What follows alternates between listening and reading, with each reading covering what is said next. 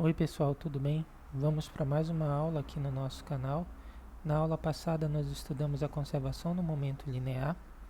Nós vimos as condições para que essa conservação acontecesse, que seria o caso de um sistema ter forças externas iguais a zero.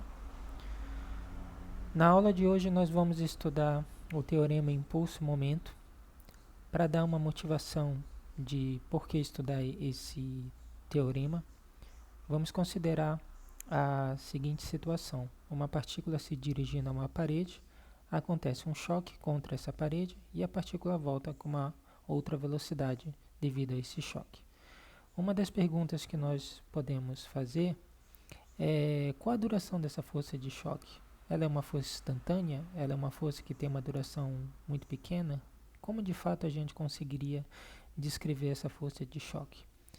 E uma das respostas que a gente pode oferecer para essa questão vem justamente desse teorema impulso-momento, que vai nos ajudar a entender melhor esse fenômeno. Pois bem, então a primeira coisa que a gente faz aqui é definir o que seria o impulso. Assim como nós definimos nas aulas passadas o que seria o trabalho, que seria a integral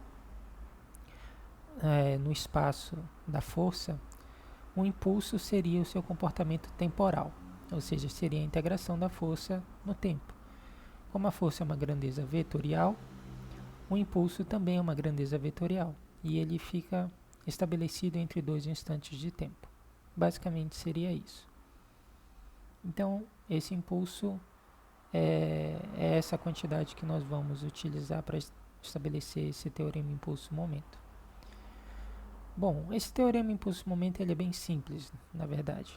Ele diz o seguinte, que o impulso I corresponde à variação do momento ΔP igual a P calculado no instante 2 menos P calculado no instante 1.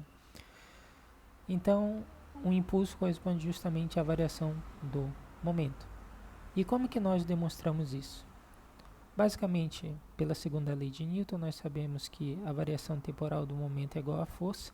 Se nós integrarmos os dois lados da equação, nós chegamos na formulação final do teorema impulso-momento, onde a integral da força é um impulso e a integração de uma derivada é justamente a variação do valor da função dessa derivada entre dois pontos. Pois bem, então a gente tem esse teorema, aparentemente ele caracteriza bem situações em que nós temos variação de momento. E uma dessas situações em que tem variação de momento é justamente em forças de choque que eu apresentei no início da aula. Então, após um choque... Opa!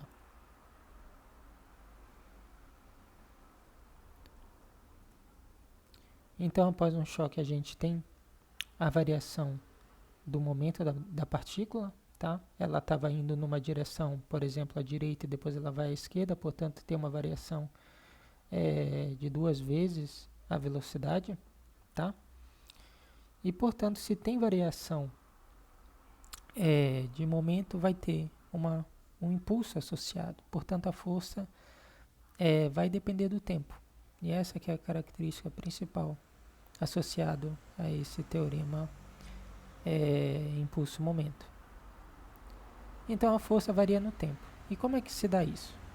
Então essa força de choque que nós estamos falando, no momento em que a partícula colide contra a parede, pode ser descrita dessa maneira aqui. Antes do confronto contra a parede, ela é igual a zero, e no momento em que ela encosta na parede, ela tem um certo valor A. Tá? Então, daí nós podemos dizer que essa força é uma força instantânea. Agora, qual seria o valor dessa constante A que está sendo apresentado aqui?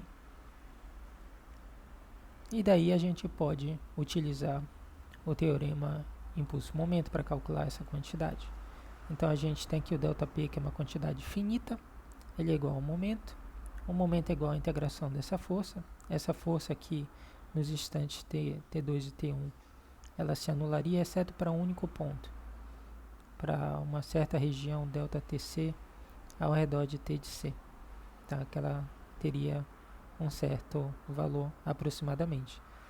Esse delta T de C ele é muito, muito pequeno, e como o delta P ele é finito, a gente espera que esse A de T seja um número muito grande, de tal maneira que eles se compensem. Portanto, a gente diz que esse A é um número infinito. Tá? Seria essa a intuição por trás desse tipo de força. Então, quando uma partícula se encontra contra a parede, ela tem uma força infinita indo contra ela, fazendo com que ela inverta o momento associado a ela. Tá? E uma das coisas interessantes que a gente pode falar com respeito a essa formulação de força de choque seria utilizar uma grandeza da matemática, que seria a delta de Dirac. A apresentação que eu vou fazer para vocês da delta de Dirac é bem simples. Não vou falar sobre a questão de que ela é uma distribuição. Vou falar simplesmente pela definição que, em geral, os físicos apresentam ela